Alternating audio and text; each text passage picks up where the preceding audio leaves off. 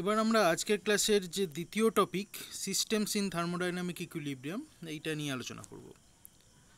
এখন একটা স্টার বা কোনো একটা অ্যাস্ট্রোনমিক্যাল সিস্টেমে থেকে ইনফরমেশান পাওয়ার মেন সোর্স হলো সেই স্টারটা থেকে যে ইলেকট্রোম্যাগনেটিক রেডিয়েশান এমিটেড হচ্ছে সেইটা, বা কোনো ইলেকট্রোম্যাগনেটিক রেডিয়েশান সেই সিস্টেমটার মধ্যে দিয়ে পাস করে গেছে সেইটা, অর্থাৎ সেই ইলেকট্রোম্যাগনেটিক রেডিয়েশানকে অ্যানালিসিস করেই আমরা সেই অ্যাস্ট্রোনমিক্যাল সিস্টেম সম্পর্কে যাবতীয় ইনফরমেশান আমরা পেতে পারি। এছাড়া অন্য কোনো সোর্স এখনও অবধি আমাদের কাছে সেভাবে গ্রহণযোগ্য নয়।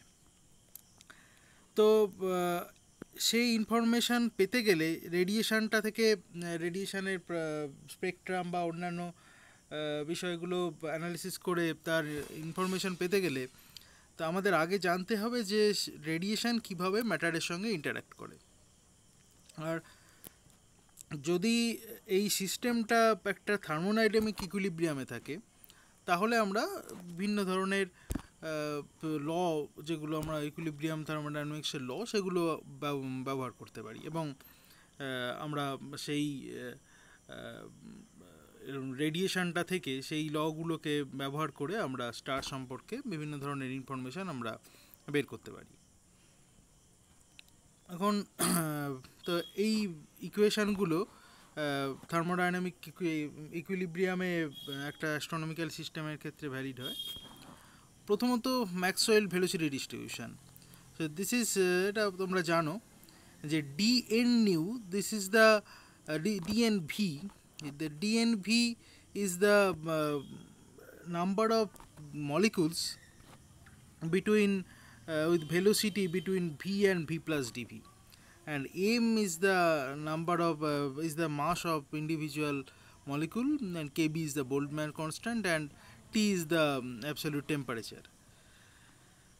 Another is Boltzmann's law. এখানে n0টা হচ্ছে নাম্বার অফ মলিকুলস ইন বা number of particles in zero state, ground state, and NE is the number of particles in an excited state, and capital E is the energy difference between the excited state and the ground state. So this NE by N0 is equal to e to the power minus E by kBt. Again, kB is the Boltzmann constant. Another important equation in the astronomy is Saha's ionization equation. এটা Meghnad Saha develop করেছিলেন।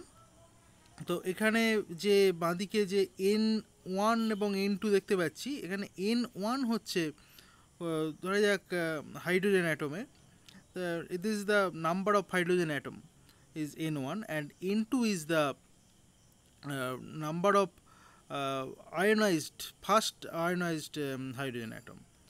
তাহলে এই N2 by N1, this is actually the ionization fraction of the fraction of atoms ionized, and PE is the partial pressure of electron, and T is the temperature, and M is the mass of the electron. তাহলে এখান থেকে যেটা দেখা যাচ্ছে যে fraction of ionization that depends on the temperature and the partial pressure, and এখানে যে e to the power minus I by kBt দেখা যাচ্ছে, এখানে আইটা হচ্ছে ionisation potential of the atom. তাহলে এই সাহা আয়োনাইজেশন ইকুয়েশন থেকে আমরা আয়োনাইজেশনের সঙ্গে টেম্পারেচারের একটা সম্পর্ক দেখতে পাচ্ছি। And another important equation is the Planck's law of black body radiation. There U nu d nu, this is the energy of energy for corresponding to the frequency nu and nu, between nu and nu plus d nu. So so U nu is basically the energy density. This is the energy density per U nu is the energy density per frequency interval বলা যেতে পারে। তো এবার আমরা radiative ট্রান্সফারটা নিয়ে আলোচনা করব। Radiative transfer মানে একটা আমার ম্যাটারের সঙ্গে রেডিয়েশানের যে ইন্টারাকশান, সেইটা যে টপিকে আলোচনা করা হয় সেইটা হচ্ছে রেডিয়েটিভ ট্রান্সফার। তো ধরা যাক the energy of radiation lying in the frequency range nu and nu plus d nu passing through an area dA in time dt from the solid angle d omega centered at dA, that thing that is proportional to the area perpendicular to the radiation, that means dA cos theta, the time through which the radiation is passing, that means dt, the solid angle d omega, and the frequency interval d nu. তাহলে এই D ইনিউ D new অর্থাৎ যে energy of radiation এই new and new plus D new এই রেঞ্জের মধ্যে, যেটা DA এরিয়ার মধ্যে দিয়ে চলে যাচ্ছে ডিটি টাইমে, এবং এই ডি ওমেগা সলিড অ্যাঙ্গেলের মধ্যে, সেইটা হচ্ছে that is proportional to that dA cos theta dt d omega d nu, and the proportionality constant, that is I nu, that is called the specific intensity. And I nu is depends on the three factors. One is R, the position of the area dA, on time t, and n cap is the unit vector in the direction from which the radiation is coming. তো এইটাকে আমরা বলছি specific intensity. এবং if this I nu is specified for all directions at every point of a region at a time, তার মানে for each value of R T and N cap যদি I নিউটা specified থাকে, তাহলে আমরা বলবো যে radiation field in that region is completely specified. এখন এই আই নিউয়ের সাহায্যে আমরা কয়েকটা কোয়ান্টিটিকে ডিফাইন করতে পারি। একটা হচ্ছে radiant flux, that is the radiant ফ্লাক্সকে বলে আমরা আগেই জেনেছি যে radiant flux is the energy flowing per unit time per unit area held normal to the surface. So this is এখানে সেটা করার জন্য আমাকে জাস্ট আগের এক্সপ্রেশন থেকে আমরা যদি ডিএ এবং ডিটি দিয়ে ভাগ করে দিই তাহলেই আমরা, এবং সলিড অ্যাঙ্গেলের ওপর ইন্টিগ্রেট করে দিই, তাহলেই আমরা রেডিয়েন্ট ফ্লাক্স পেয়ে যাব। And F nu is the radiant flux corresponding to the associated with the frequency nu, and total radiant flux পেতে গেলে আমাকে ওভার নিউ ইন্টিগ্রেট করে দিতে হবে। There is the pressure of the radiation field known as the radiation pressure. So this is associated with the frequency nu over a surface, is given by the momentum exchanged per unit area per unit time, or এটাকে আমরা বলতে পারি momentum flux. এখন যেহেতু এটা আমরা radiation নিয়ে study করছি, তাই আমরা জানি যে মোমেন্টামের সঙ্গে আমার এনার্জির সঙ্গে মোমেন্টামের কী সম্পর্ক, E equal to PC for relativistic object. সুতরাং আমরা এনার্জি থেকে মোমেন্টাম পাওয়ার জন্য আমরা জাস্ট সি দিয়ে ভাগ করে দিচ্ছি, এবং একটা এক্সট্রা কস থিটা আমাদের প্রয়োজন হচ্ছে, কারণ আমরা পারপেন্ডিকুলার টু দ্য সারফেস আমরা কতটা মোমেন্টাম ফ্লাক্স হচ্ছে সেটা দেখতে যাচ্ছি। কারণ পারপেন্ডিকুলার মোমেন্টাম যে ট্রান্সফারটা হচ্ছে সেই মোমেন্টামের perpendicular to the surface component আমরা নিতে যাচ্ছি, সেজন্য একটা এক্সট্রা কস থিটা ফ্যাক্টর রয়েছে। এবং অবশ্যই আমরা ওভার পার ইউনিট ডিটি এবং ডিএ দিয়ে ভাগ করে দিয়েছি, যেহেতু এখানে ইউনিট এরিয়া পার ইউনিট টাইমের ব্যাপার রয়েছে, এবং ডি ওমেগার ওপর ইন্টিগ্রেট করলে আমরা radiation pressure associated with new পেয়ে যাচ্ছি। And energy density of radiation at a point associated with the frequency nu, সেটাও আমরা সহজেই পেয়ে যাব, that is 1/ci nu d omega. This is the energy density of the radiation. Now এখন যদি এটা আইসোট্রপিক রেডিয়েশন হয়, অর্থাৎ তাহলে আই নিউটাকে আমরা ইন্টিগ্রেশনের বাইরে বের করে নিয়ে আসতে পারি, কারণ সেটা তাহলে ডিওমেগা ডিরেকশনের ওপর ডিপেন্ড করবে না। আইসোট্রপিক মানে that is not depends on the আইন ক্যাপ। সো আমরা আই নিউটাকে বাইরে বের করে নিলাম, এবং ডিওমেগার ওপর ইন্টিগ্রেট করে দিলে সেটা হচ্ছে 4π। So for isotropic radiation the energy density equal to 4π I nu by c. এখন রেডিয়েশন ট্রান্সফার ইকুয়েশনটা কি? যখন একটা রেডিয়েশন ধরা যাক একটা মিডিয়ামের মধ্যে দিয়ে যাচ্ছে, তখন মিডিয়ামের যে মলিকুলগুলো রয়েছে বা অ্যাটম বা আয়নগুলো রয়েছে সেগুলো কিছু রেডিয়েশনকে অ্যাবজর্ব করবে, আবার কিছু রেডিয়েশন তারা এমিট করবে। কাজেই এইভাবে রেডিয়েশনের সঙ্গে ম্যাটারের একটা ইন্টারাকশান হচ্ছে, এবং এই ইন্টারাকশানটাকে আমরা ম্যাথামেটিক্যালি এক্সপ্রেস করতে পারি এই রেডিয়েটিভ ট্রান্সফার ইকুয়েশান দিয়ে। তাহলে রেডিয়েটিভ ট্রান্সফার ইকুয়েশানের বাদিকে রয়েছে ডি আই নিউ ডিএস, যেখানে এস হচ্ছে যে প্যারামিটার অ্যালং দ্য রে পাথ, অর্থাৎ যে পাথে রেডিয়েশনটা যাচ্ছে, তো সেই পাথে এসটা একটা this the dimension of length, this is the parameter.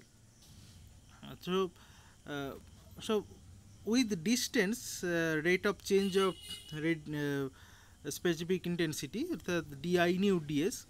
So this is এটা দুটো ফ্যাক্টরের উপর ডিপেন্ড করছে। একটা হচ্ছে যে ধরা যাক আমার যদি শুধু অ্যাবজর্পশন, শুধুমাত্র এমিশন থাকে, তাহলে কতটা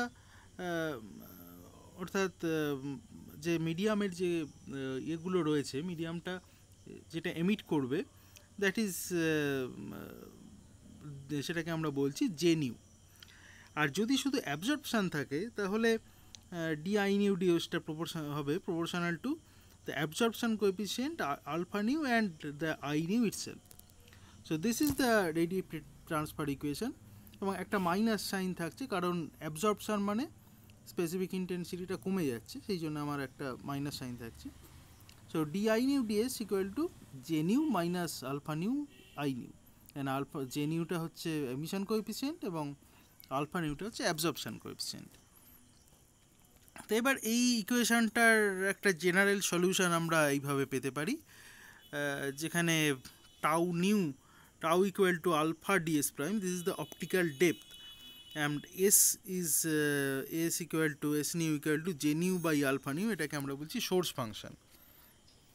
তো টাউ নিউর ক্ষেত্রে একটা জিনিস দেখার যে অপটিক্যাল ডেপথটা এটা শুধুমাত্র ফিজিক্যাল ডিস্টেন্সের উপর ডিপেন্ড করছে তা নয়, এটা অ্যাবজর্পশান কোএফিসিয়েন্টের উপরও ডিপেন্ড করছে। অর্থাৎ একটা মিডিয়ামে যদি অ্যাবজর্পশান কোএফিসিয়েন্ট তা বেশি হয় তাহলে তার অপটিক্যাল ডেপথটাও কিন্তু বেশি হবে।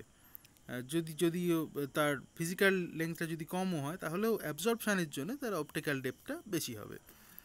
আর উল্টো দিকে যদি অ্যাবজর্পশানটা কম হয় তখন এটার অপটিক্যাল ডেপথ কম হবে। এবং যদি এমন হয় যে tau is much greater than 1, তখন আমরা বলবো যে that is it is optically thick or opaque. আর যদি টাউটা খুব ছোট হয়, একের থেকে অনেক ছোট হয়, তাহলে আমরা বলবো এই মিডিয়ামটা optically thin or transparent at the frequency nu. অবশ্যই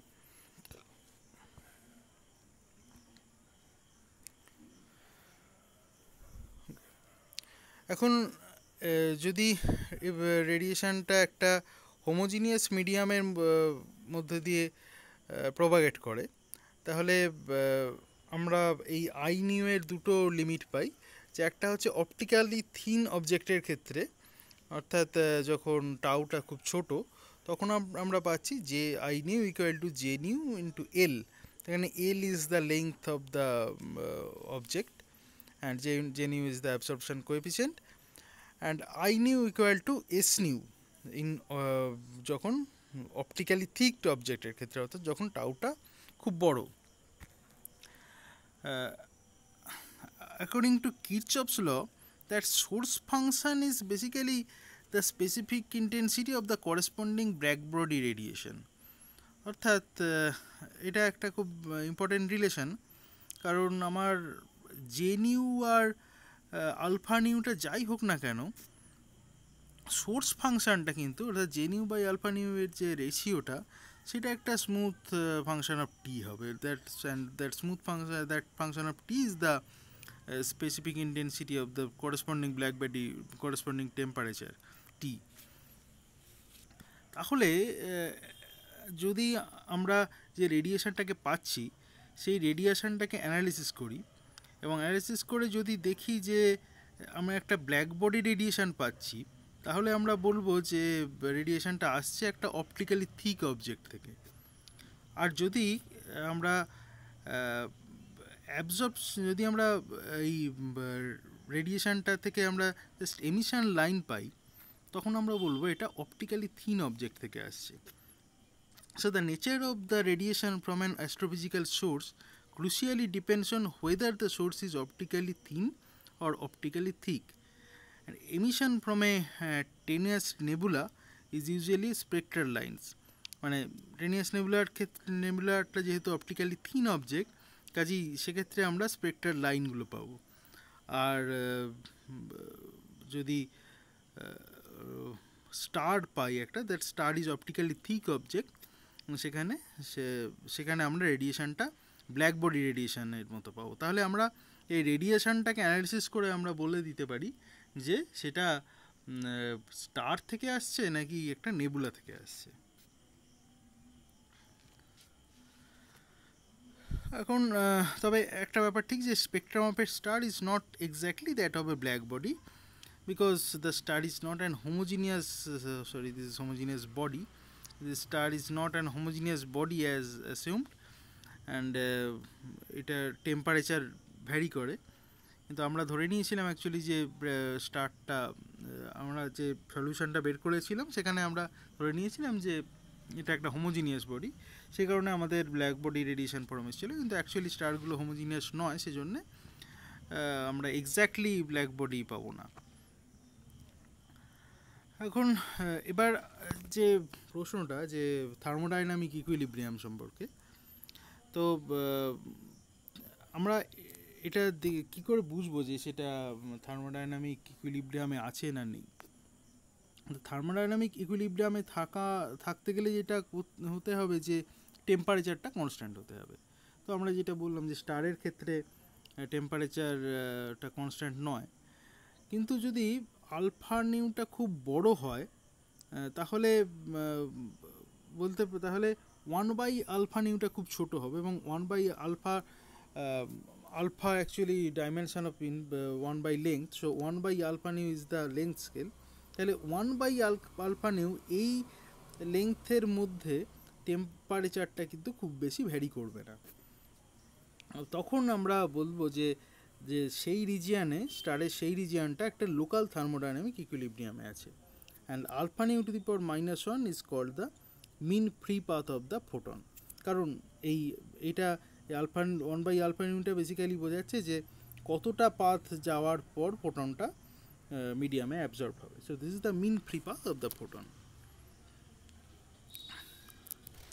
So inside a star we expect the local thermodynamic equilibrium to be a very good approximation, and all laws of equilibrium thermodynamics can be applied. কিন্তু স্টারের বাইরের দিকে local thermodynamic equilibrium May fail, and it may often necessary to consider non-equilibrium thermodynamics. ওকে, তাহলে এটা আজকের class এখানেই শেষ হলো।